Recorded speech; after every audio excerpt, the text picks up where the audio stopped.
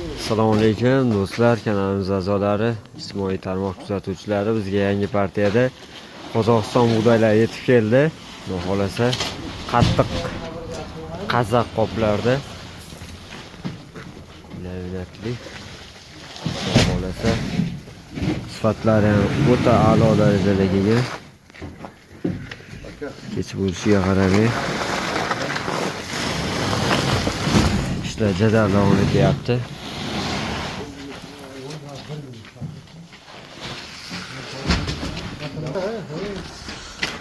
Bug'doyli holatlari, Xudo xolasa changi gardi yo'q. Ideal holatda. To'la. Xo'p, bunisi shu qanday buni qopni ko'raylikchi. Qopi ham juda tiniq holatda.